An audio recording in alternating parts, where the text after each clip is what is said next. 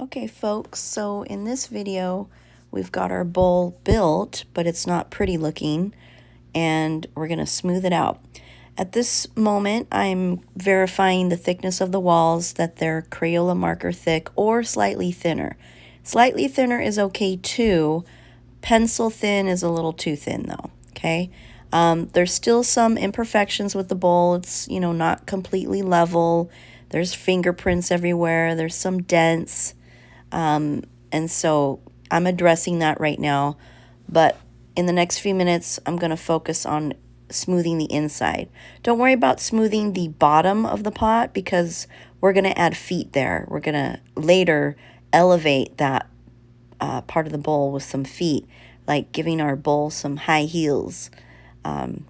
So the bottom of the bowl doesn't need to be pretty. But the interior of the bowl and the exterior of the bowl should be pretty, and you're going to want to use that makeup sponge to take care of business for that.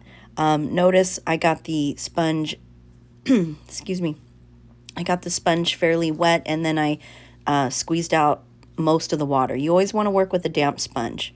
And you always want to cradle your artwork too. Do not set it down on the tabletop when smoothing with a sponge.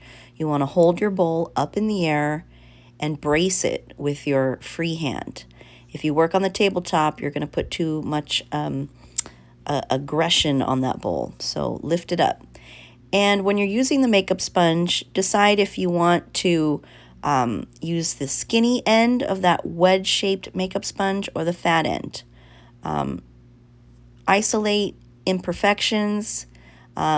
Your fingernail could kind of damage the inside of the bowl. That's called nicking the inside of the bowl. You could nick it and scrape it. That happens a lot while sponging, so just be ready for that. And if a sponge doesn't get the job done, use a wet thumb. Sometimes, though, you can have too much water on your thumb, and then you'll see a pool of water develop down in the bottom of the bowl.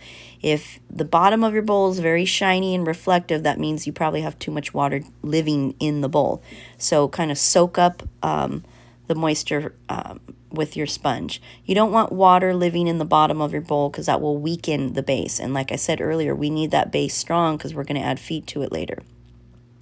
Now, I kind of move my sponge around a lot. Sometimes I scrunch it up, I double it up. Sometimes I'm using the fat end of the sponge. Sometimes I'm using the skinny end. But basically what I'm doing is just a section at a time.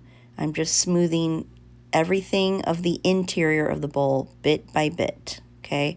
I'm working from side to side. I'll work up and down. I'll work from inside the bottom of the bowl up towards the top of the bowl, where I'm almost dragging the sponge on my wrist. It's kind of an exaggerated motion that I did just there. But I just keep sponging and turning and sponging and turning and sponging and turning. And also turning the sponge itself as well. I'm kind of erratic with the sponge, just moving it to get it to do what I need it to do. And the fat end of the sponge might work better in some instances versus the skinny end of the sponge. And don't worry about the lip of the bowl or the rim of the bowl and how irregular it is at this point. In a future video, I'm going to address how to even that out and make it pretty. And I'll also talk about these tools as well in the next video.